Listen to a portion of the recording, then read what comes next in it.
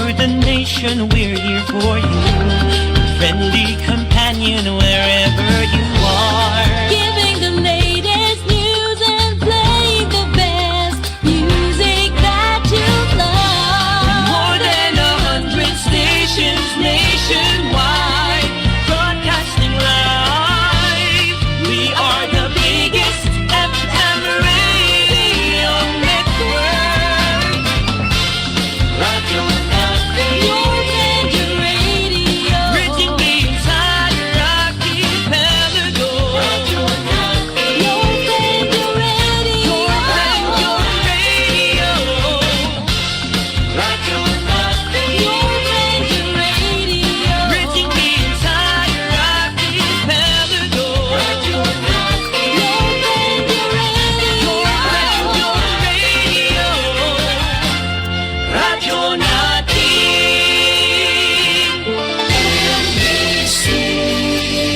Manila Broadcasting Company. DXTC 95.9 Radyo Natin FM of Manila Broadcasting Company, MBC Media Group is a proud member of the KBP, Kapisanan ng mga Broadcaster ng Pilipinas, in partnership with the Cotabato Institute of Technology, Foundation Incorporated, KIXP.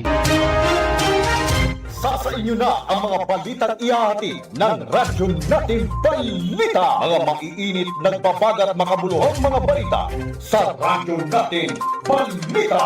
Mga balitang nakalap mula sa loob at labas ng ating bansa. Radyo Natin Balita. Ito lamang sa himpilang DXTC 95.9 Radyo Natin FM, Cotabato City. Radyo Natin Balita. Di magkaka.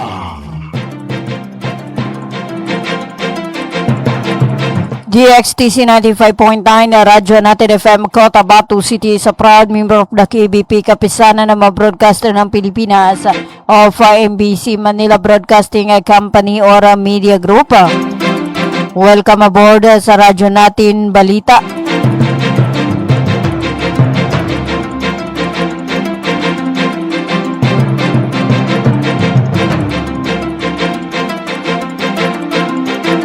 Sa ngalan po ng aming butihing station manager, sa aming admin officer KBP license, sa Sir PB Jawaril, at sa aming news head, Miss Noronisa Mamital Cusin, at sa aming mga media technician, Sir Arturo Dumara, na Sir Pelayo Dudong Humawan, at kay Sir Joseph Pilahio. Ako po ang inyong makakasama, Radyo Natin Caroline Abas, magbibigay ng mga balita, kaganapan sa loob at labas ng ating bansa. At ang bahaging ito ay hatid sa inyo ng Cotabato Institute of Technology Foundation Incorporated at ng Al Rais Ventures Corporation na sa pamahala ni Manager Abidin E. Ali. Hatid din sa inyo ng Green Pharmacy para sa mapreskong gamot. Hanapin lamang ang Green Pharmacy na makikita sa tapat lamang ng People's Palace in Suat Avenue, Cotabato City. Hatid din sa inyo ng Ministry of Labor and Employment or Malibarm sa pamahala ni Minister Dato Muslim Njisama at sa kanilang Director General Dato Zurabo Tazila Jr.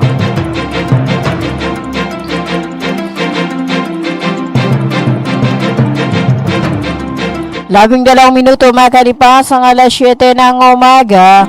At bago natin dakuhan ang ating mga balita, alamin muna natin ang lagay ng panahon ngayong araw ng Huwebes.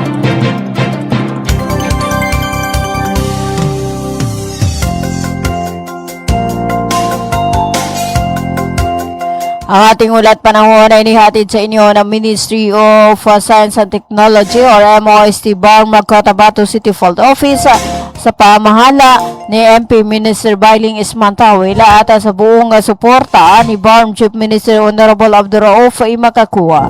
Katuwang ang DXTC Radyo Natin na maging alerto at laging handa mga kabang sa muro. At sa ating ulat panahon ayon sa Pag-asa, ang Bangsamoro Autonomous Region in Muslim Mindanao ay makararanasan ng maulap na kalangitan na may mga pag-ulan at pagkidlat, pagkulog, bunsod ng umiiral na habagat o west or southwest monsoon. Inaasahan na sa 24 degrees Celsius hanggang 31 degrees Celsius ang temperatura sa rehiyon. Mahina hanggang katamtaman ang ihipan ng hangin mula sa timog kanluran habang bahagyang hanggang katamtaman ang kondisyon ng karagatan, kaya pinapayuhan ng maliliit na sasakyan na pandagat na maging maingat sa paglalayag.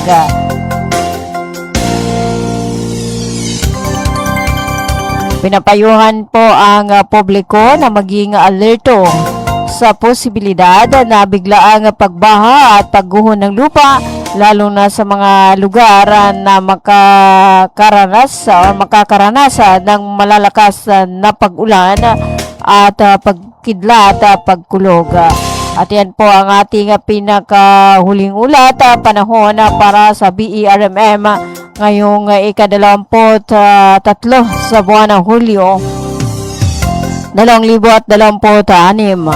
Ang ating ulat panahon ay inihatid sa inyo ng Ministry of Science and Technology or MOST BARM Cotabato City Field Office sa pamahala ni Minister Bailing Ismantawil at sa buong suporta ni BARM Chief Minister Honorable Abdurrauf Imakakuwa, katuwang ang DXTC. Radyo natin na maging alerto at laging handa, mga kabang sa Moro.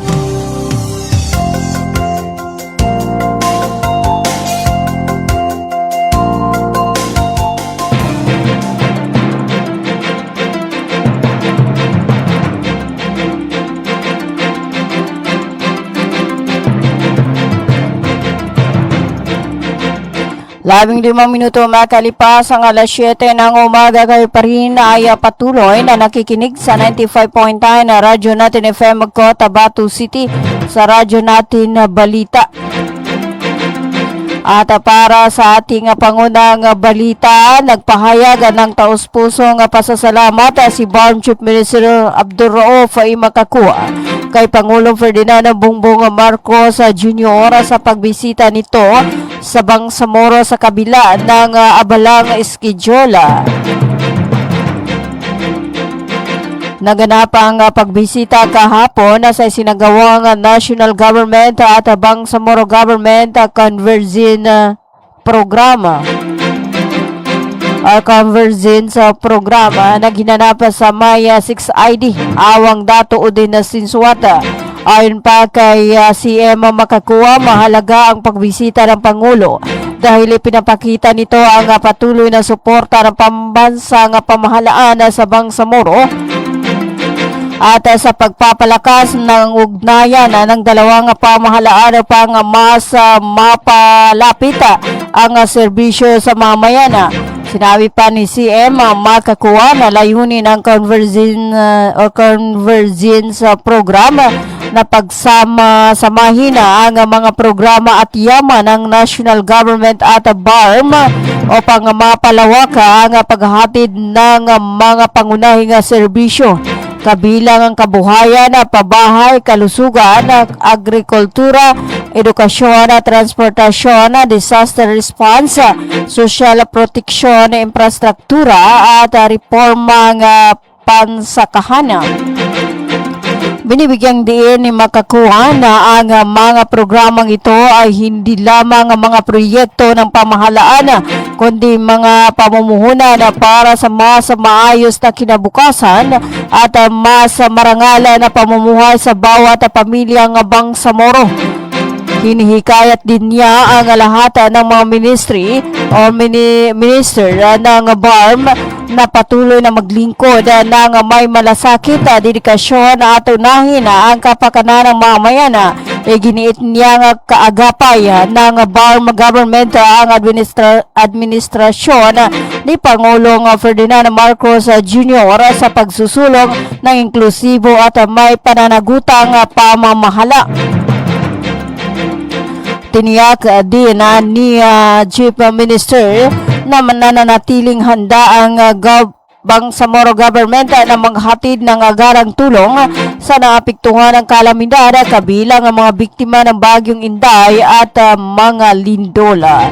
Sa kanyang pagtatapos na mensahe na nanawagan si CM ng pagkakaisa upang maisulong ang isang mas matatag na bangsamoro at isang mas inklusibong bagong Pilipinas. 18 minuto makalipas ang alas 7 ng umaga.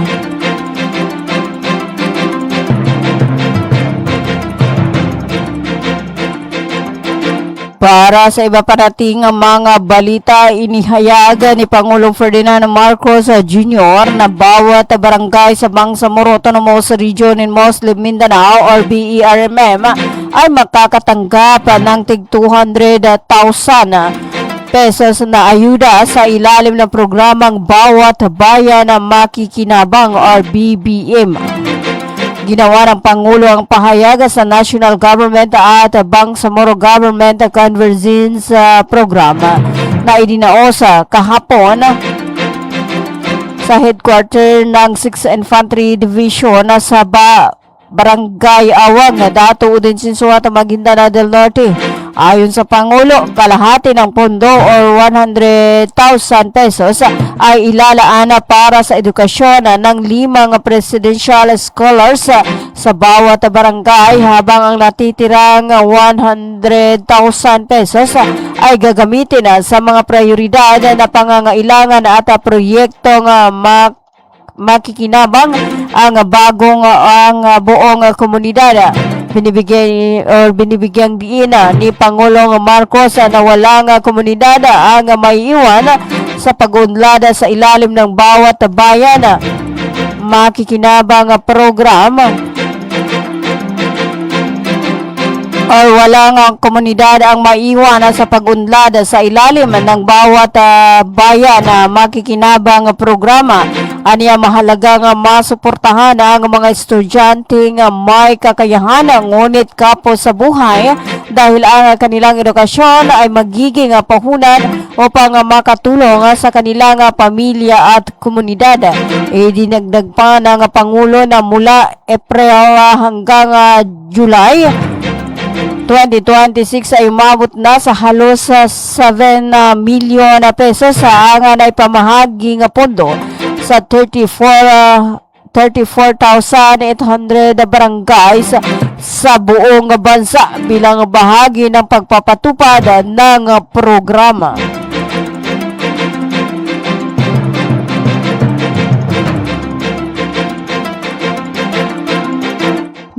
Isang minuto makalipas ang alas 7 ng umaga. Para sa iba pa nating mga balita, isinagawa kahapon ang medical mission at food packs sa distribusyon sa bayan ng Dato Piang sa ilalim ng Give Heart program.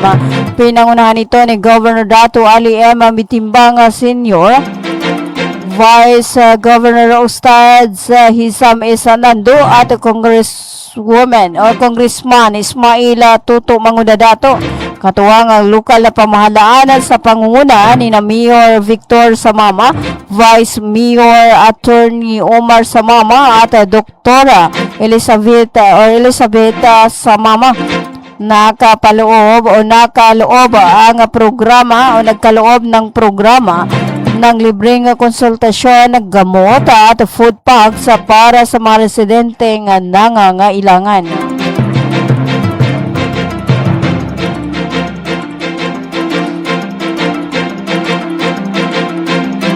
Dalawang minuto makalipas ang alas 7 ng umaga. Para sa iba pa nating mga balita, inatasan na sa red alert ng Bangsamoro Disaster Risk Reduction and Management Operations Center ang alert status sa BARM bilang paghahanda sa posibleng epekto ng low pressure area na nasa silangan ng Timog Silangang Luzon. Inaasang magpapalakas ang LPS sa umiiral southwest monsoon o habagat na maaaring magdulot ng masamang panahon sa ilalim o sa ilang bahagi ng Bangsamoro. Isinagawa nitong Miyerkules or kahapon ang disaster risk assessment sa pamagitan ng teleconference upang talakayin ang posibleng epekto ng sama ng panahon at ang kahandaan ng mga ahensya. 23 minuto makalipas ang alas 7 ng umaga, nakipagpulong si Cotabato City Mayor Muhammad Ali Bruce Matabalaw kay Abdullah M. Kusaina, Assistant Senior Minister at concurrent project manager ng Kapiyanan Barm upang talakayin ang mga inisyatiba at oportunidad para sa pagpapatupad ng mga housing project sa Cotabato City. Sa naging pagpupulong, nagpalitan ng pananaw ang magkabilang panig hinggil sa mga posibleng larangan ng pagtutulungan upang masuportahan ang mga programang may kaugnayan sa pabahay at iba pang development initiative na makikinabang ang mga residente ng lungsod. Binibigyang diin din ang kahalagahan ng patuloy na koordinasyon sa pagitan ng City Government of Cotabato at ng Bangsamoro Government upang mapalakas ang pagpapatupad ng mga proyektong naglalayong mapabuti ang kalidad ng buhay ng mga Cotabatinos.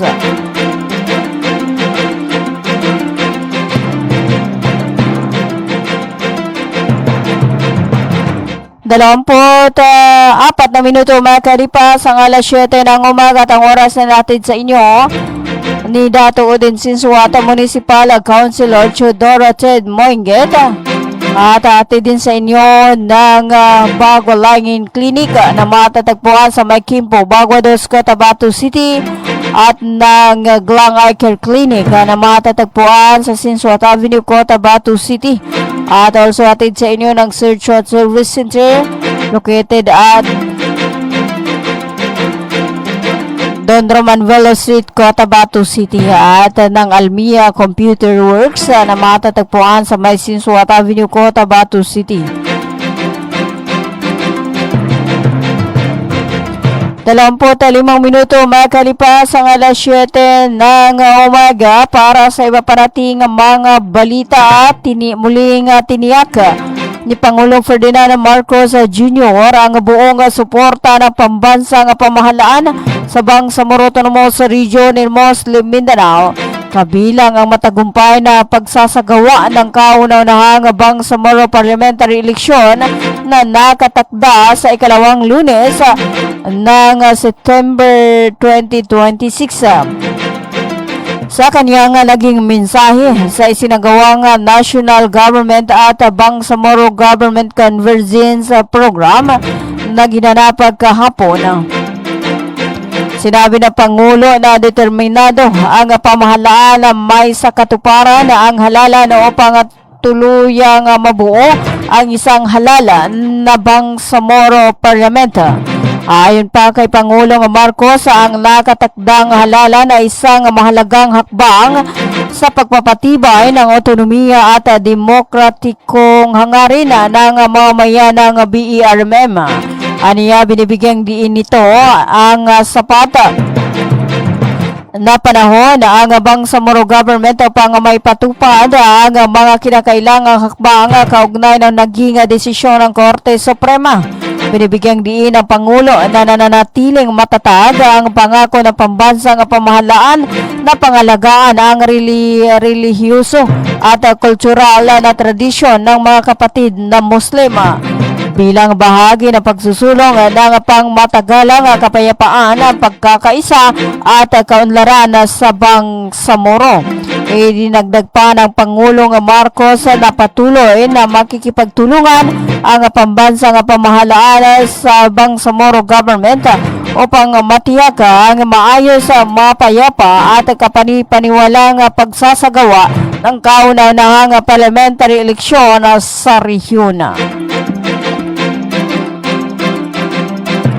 27 minuto makalipas ang alas 7 ng umaga, kinilala si Congresswoman Biden Paul Mastura bilang rank 1 top performing representative sa sa Bangsamoro Autonomous Region in Muslim Mindanao batay sa RPMD or Boses ng Bayan Index of Governance, Trust and Performance Rating.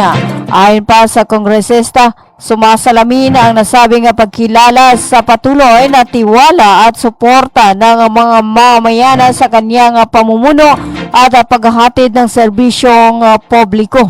Nagpasalamat si Mastura sa mga residente ng Maguindanao del Norte sa patuloy na pagtitiwala at sinabi na ang nasabing pagkilala ay bunga ng sama-samang pagsisikap ng kanyang tanggapan at ng mga mamayang kanyang pinaglilingkuran. Giniit niya ang pagpapatuloy ng tapat, mabilis at makataong serbisyo para sa kanyang mga nasasakupan.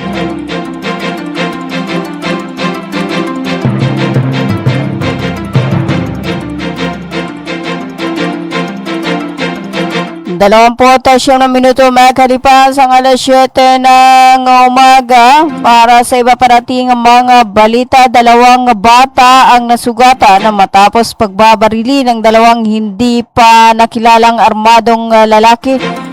Ang isang bahay sa barangay Di Kalungan na poblasyon ng Ampatuan noong ika-21 sa buwan ng Hulyo taong kasalukuyan.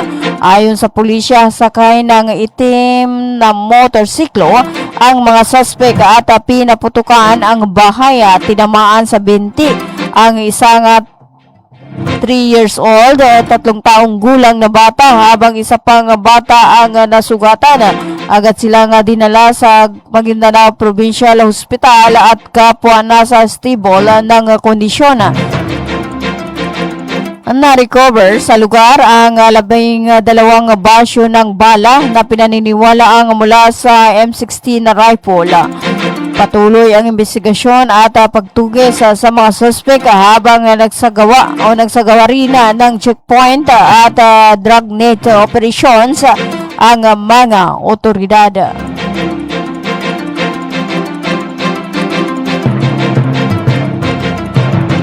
At para sa ating panghuling balita, 8 minor de edad ang nasagip at 3 adult ang naaresto sa isang operasyon laban sa online sexual abuse abuse and exploitation of children sa barangay San Jose nitong kamakailan. 6 sa mga bata ang kinilalang biktima ng online sexual exploitation habang 2 ang itinuturing na children at least. Nakumpiska rin ang mga electronic device na umano'y naglalaman ng child sexual abuse. Gayon din ang 6.30 gramo ng hinihinalang shabu na nagkakahalaga ng mahigit 42,000 or 42,000 pesos. Samantala, dinala ang mga bata sa pangangalaga ng CSWDO para sa kinakailangang proteksyon at suporta. Nasa kustodiyan na rin ng pulisya ang 3 suspek habang hinihahanda ang mga kaukulang kaso.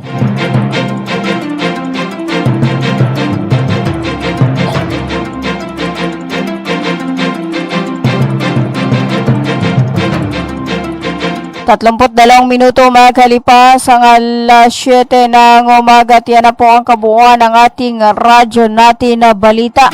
Ngayon ay araw ng Huwebes, ika-23 sa buwan ng Hulyo 2026 at ika-8 or ika-9 sa buwan ng Shafar 1448 sa Islamic Hijra Calendar.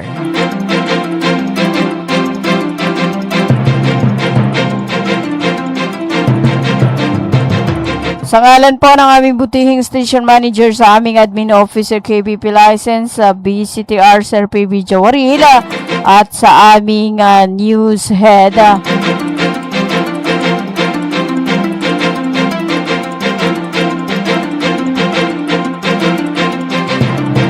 Miss Noronisa Mamital Cusin at sa aming mga media teknisyana Sir Arturo Dumaran at Sir Pelahio Dudong Humawan at kay Sir Joseph Dasilio.